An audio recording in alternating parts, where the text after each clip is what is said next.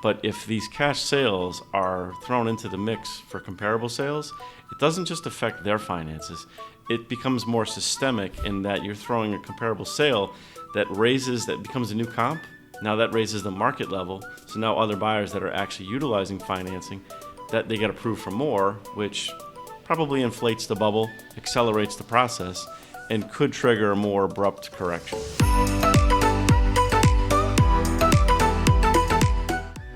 Tim Bray here, Jon Nelson. Welcome to the latest episode of Real Estate Redefined. How are you today, Jon? I'm doing well, Tim. What's the latest? Geez, we are in the thick of a pandemic with extremely low interest rates, high demand, and low supply.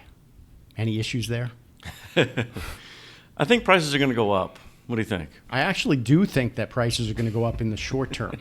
As long as interest rates stay low, which the Fed has indicated for the next 3 years they intend to keep them low. Mm-hmm. But why would they do that? Continue to keep them low? So usually the Fed, right? The Fed is looking at I don't like to say predictions, but they're trying to forecast what could potentially happen in the future and keep revenue and money flowing into the economy. And if they see some troubled waters ahead, they're going to grease the skids, so to speak, as much as they possibly can, which would be, hey, we got to keep those interest rates low, keep money flowing. Mm-hmm. So what do we see with your background is that of a recovering real estate appraiser. Sure. So valuation side, we see interest or prices going up and up and up. Historic levels right now. What are the pros? What are the cons? Like what is that? What's that all about? Well, great time to sell. You have a bunch of money financing, but that's actually what it is right now is cash. You're seeing cash buyers out there that are creating cash sales that don't require all the lending standards and everything else that go with it. But what people don't realize is the traditional approach to real estate appraisal is sales comparables. So when a cash buyer comes in, they'll outbid somebody, potentially pay, in our minds, something way too much. But the reality of that is that becomes a new comp that's blended in there, and now that raises the market level a little bit higher. Whereas lending standards and everything else would have actually, or an appraisal, would have put the brakes on somebody who was going to spend exorbitant amount of money on a home.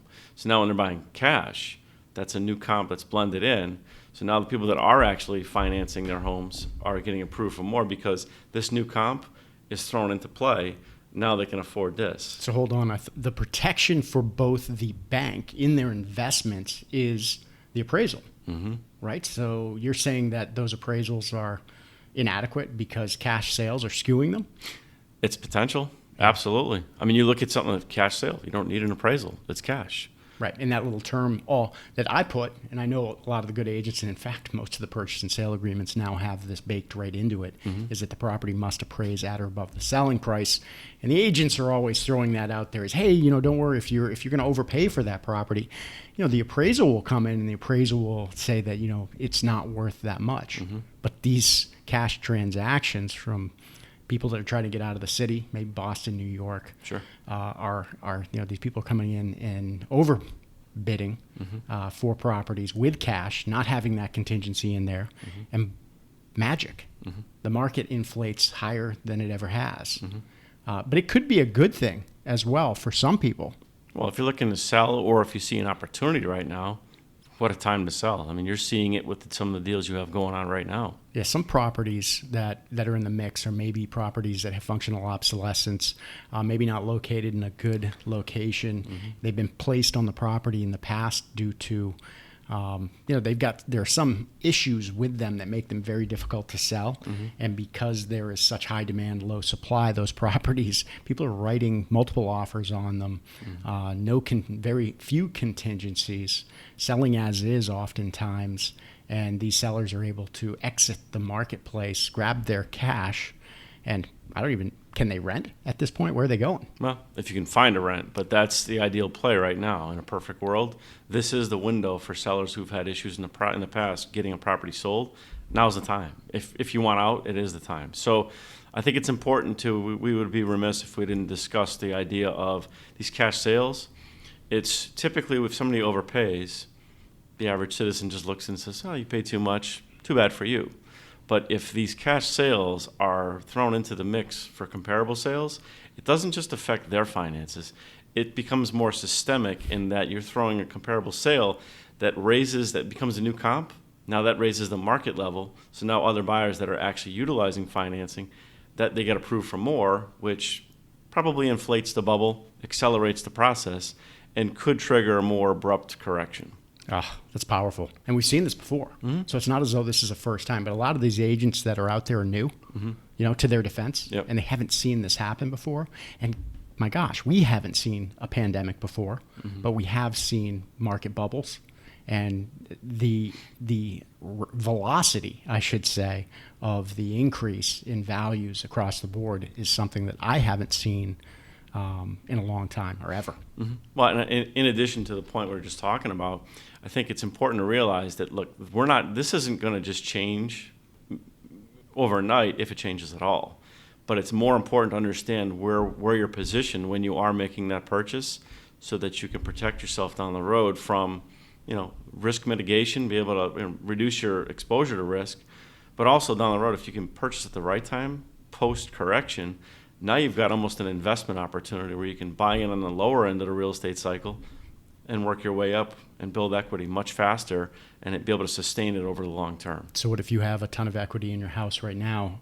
I would guess that it's a great time to do a home equity line of credit Sure. so that you can take advantage of those opportunities in the future as they present themselves, or just refinance. Sure.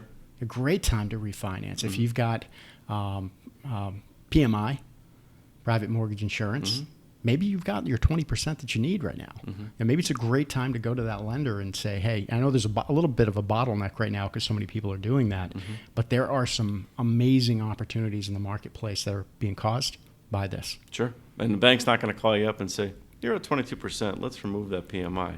Right. That doesn't happen. So sometimes they will. Sure. We have some good lenders out there that are looking out for the best interests of their clients, but they're few and far. So next time, I think one of the good things that we should look at, because we're talking about valuation, is where your property sits today means one thing. Where are we in the real estate cycle? And what are some things you can look at to try to determine where we are in the cycle and where are the opportunities that lie and where are the pitfalls? It's all about positioning. It is, and I appreciate your time, and we'll get back at it. Thank you, sir. Thank you.